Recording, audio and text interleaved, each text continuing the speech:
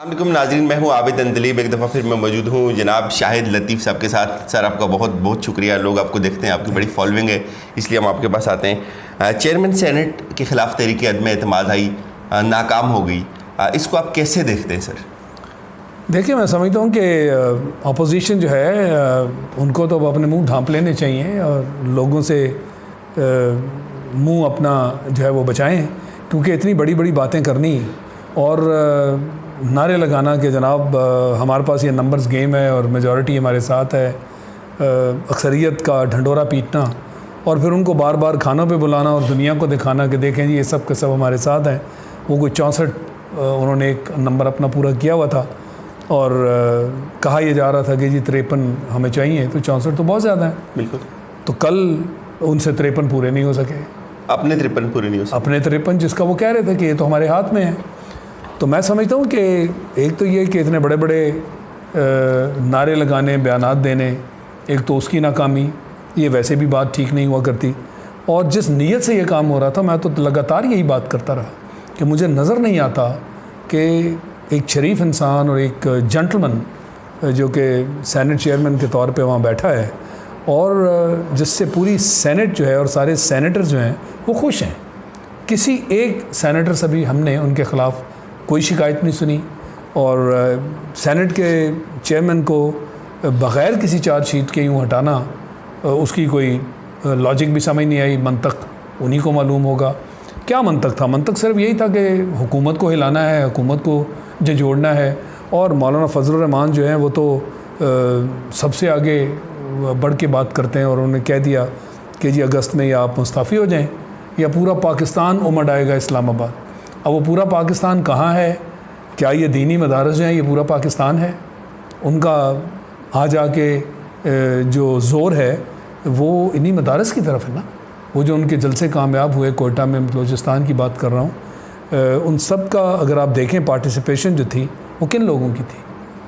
تو میں سمجھتا ہوں کہ معصوم بچے اٹھا کے لے آئے مدرسے. جی، بچے اٹھائیں، ان سے بسیں بھریں اور لا کے وہاں بٹھا دیں. ان کو پتہ ہی نہیں کہ ہمیں کہاں لے جایا جا رہا ہے، کس مقصد کے لیے لے جایا جا رہا ہے. اور وہاں لا کے کہیں دیکھیں جناب سمندر ہے ٹھاٹھے مارتا ہوا عوام کا، اور اسی بنا پر وہ کہتے ہیں کہ جناب ہم تو اسلام آباد میں آ جائیں گے اور اس پاکستان آ جائے گا. تو جہاں اس حد تک جھوٹ اور اس حد تک فراڈ ہو، جس کے تحت آپ پوری دنیا کو، پاکستان کو مسلیڈ کرنے کی کوشش کر رہے ہیں، اس کی کامیابی کہاں سے ہوگی؟ کامیابی سچائی کی ہوا کرتی ہے. آپ ایک حکومت کو گرانے کے لیے یہ سارے جو طریقے ہیں وہ اختیار کر رہے ہیں اور حکومت کو بھی 1 سال بمشکل ہوا ہے. تو یہ آپ کا پہلا قدم تھا، پہلے قدم پہ ہی اپنا کام ہو گئے. اب اس لیے میں نے کہا آپ اپنا منہ چھپائیں، اگلے بیان ڈھونڈیں کہ لوگوں کے سامنے آپ نے کیا بیان بازی کرنی ہے، اپنی شرمندگی جو ہے اس کو کیسے مٹانا ہے. تو لہٰذا میں یہ سمجھتا ہوں کہ میرے مطابق اگر آپ پاکستان کے مجموعی وسیع تر مفاد میں دیکھیں تو جو ہوا بالکل ٹھیک ہوا.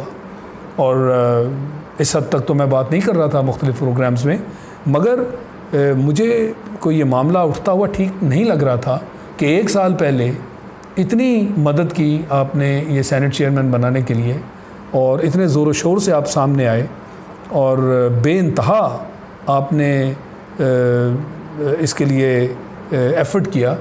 اور PPP سب سے آگے تھی اور اس کے اندر انہوں نے ہمارے جو پرائم منسٹر ہیں ان کو بھی ساتھ میں لایا اور دونوں نے مل کر چیئرمین سینٹ کے انتخاب کرنے میں مدد کی، ایک دوسرے کی مدد کی، اس ملک کی مدد کی. تو جب چیئرمین سینٹ ایک اپنا کام ٹھیک طریقے سے کر رہا ہے، بڑا وقار ہے اس ادارے کا، اور اسی وقار کو مد نظر رکھتے ہوئے چیئرمین سینٹ جو ہیں وہ اپنا کام کر رہے تھے، تو ان کے ہٹانے کا کوئی منطق تو ہونا چاہیے تھا نا. تو لہٰذا میں سمجھتا ہوں جو ہوا بالکل ٹھیک ہوا. اس وقت سر بلاول نے ٹویٹ کی تھی جب صادق سنجرانی چیئرمین سینٹ بنے تھے کہ کنگریچولیشن زیاز اوپننگ بیٹسمین از ڈیفیٹڈ.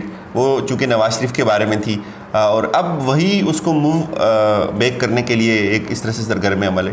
بالکل آپ ٹھیک کہہ رہے ہیں کہ یہ پارٹی تھی، بالکل وہ سب سے آگے تھی، اور پھر بلوچستان کی حکومت کو گرانا، ان کو چیئرمین بنوانا، بالکل وہ تو کھلم کھلا انہوں نے بات کی تھی، کوئی ڈھکی چھپی باتیں تو نہیں تھیں.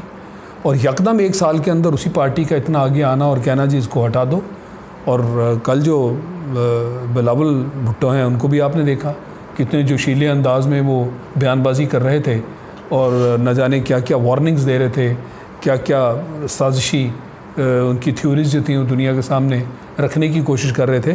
بلکہ میں تو اس حد تک جاؤں گا کہ پیپلز پارٹی کا اپنا کام بھی ہو سکتا ہے. انہوں نے دیکھیں یہ تو ایک شطرنج کی چال ہے جس کے اندر انہوں نے اپنا ڈپٹی چیئرمین بھی بچا لیا اور جسے چیئرمین بنایا تھا اس کو بھی آج بچا لیا.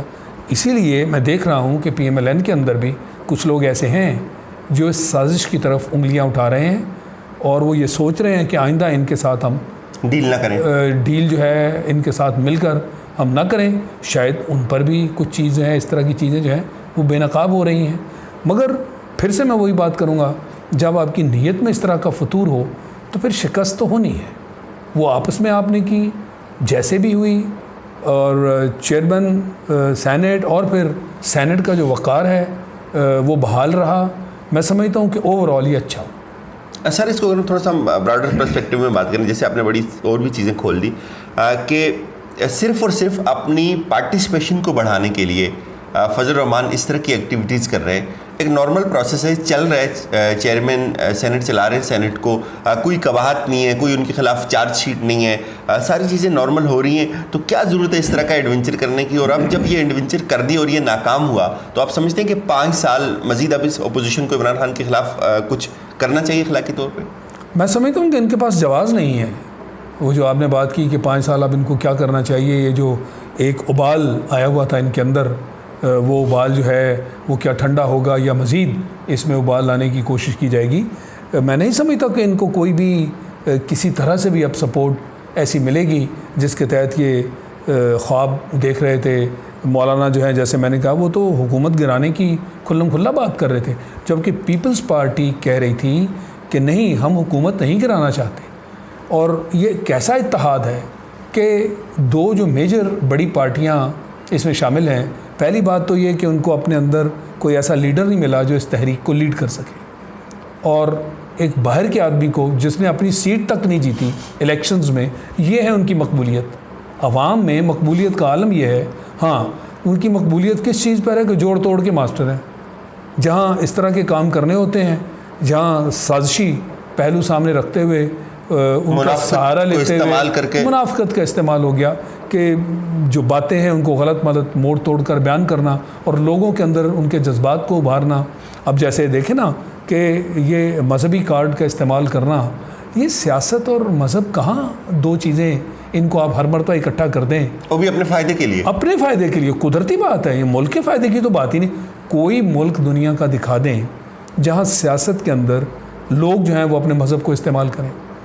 یہ دنیا بھر میں نہیں ہوتا. ہمارا ہمسایہ ملک ہے، کیا اس میں مذہب استعمال کیا جاتا ہے سیاست کی خاطر؟ کتنا بڑا ملک، ہم بھی اسی سب کانٹیننٹ کا حصہ ہیں.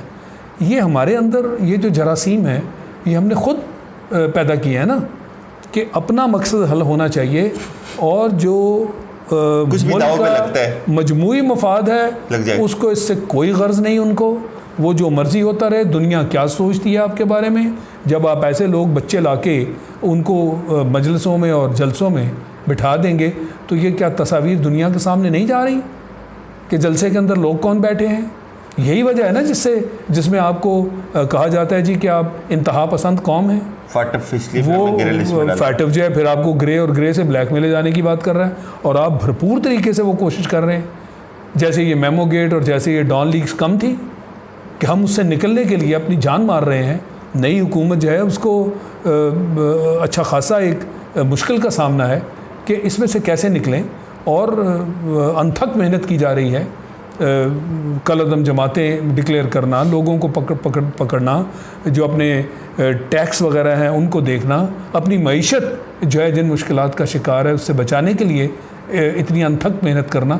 تو ایک طرف وہ اتنا سفر ہے محنت کا جو کہ ہمیں طے کرنا پڑ رہا ہے ان مشکلات کو عبور کرنے کے لیے جو آپ پیدا کر کے گئے، اور آج بھی آپ ان مشکلات میں اضافہ کر رہے ہیں. یہ مشکلات میں اضافہ ہے نا کہ پھر سے دنیا کو آپ موقع دے رہے ہیں کہ ہم کہتے ہیں نا یہ انتہا پسند قوم ہے. یہ دیکھیں کن لوگوں کو انہوں نے جلسوں میں بٹھایا ہوا ہے، اور ملک میں جو ایک جمہوری حکومت ہے جس کو سال پر مشکل ہوا ہے اس کو گرانے کے لیے میدان میں نکلا ہے.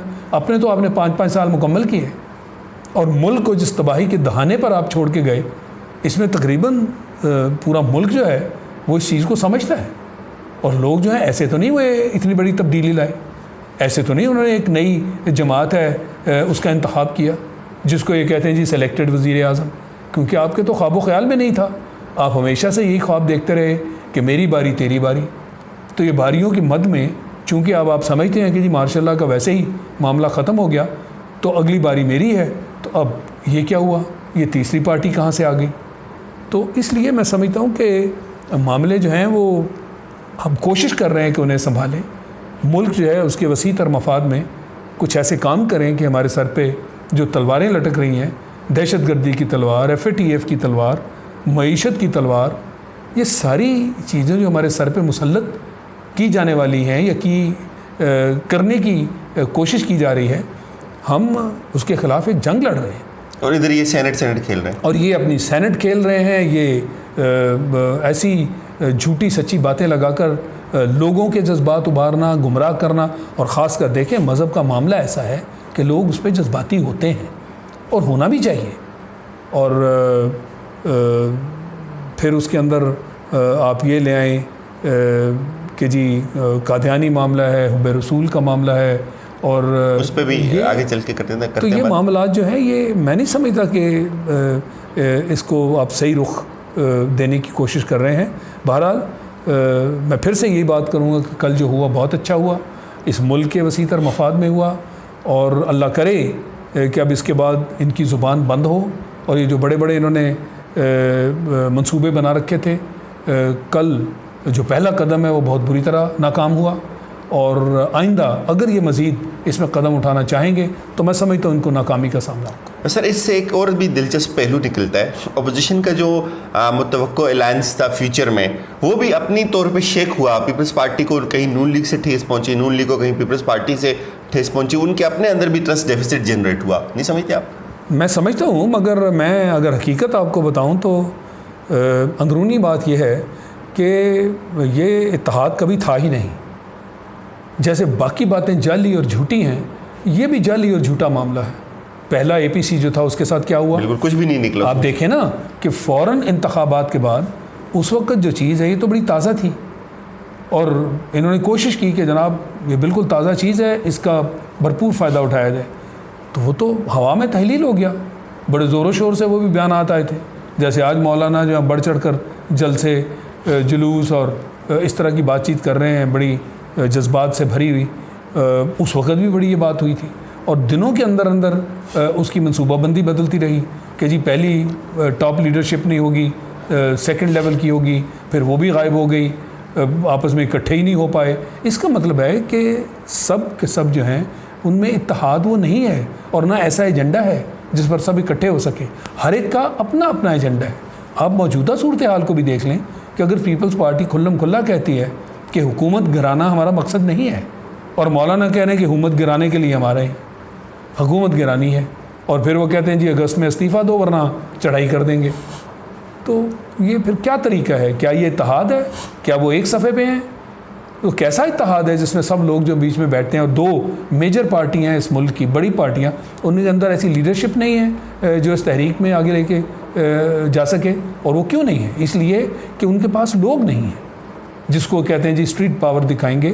ان کے پاس تو اتنے لوگ نہیں ہیں کہ اسٹریٹ پاور، اور مولانا کے پاس چونکہ وہ بچے ہیں مذہبی اداروں کے، لہذا وہ بچے لا کے بٹھا دیتے ہیں، وہ کہتے ہیں دیکھیں جی ہم نے اسٹریٹ پاور شو کر دی. بھئی کون نہیں جانتا، آپ کن لوگوں کو لا کے بٹھا دیتے ہیں اور کہتے ہیں جی بہت بڑا جلسہ ہوا. اور جلسے جو ہیں وہ کوئی تبدیلی کی علامت تو نہیں ہوا کرتے. یہ الیکشن سے پہلے بھی مولانا کیا چھوٹے جلسے کیے تھے اور اپنی سیٹ تک نہیں جیت سکے. تو یہ کوئی علامت نہیں ہوا کرتی. ہم اس کو علامت بیانات سے اور بڑے بڑے نعروں سے بنا دیتے ہیں. یہ ہے بات.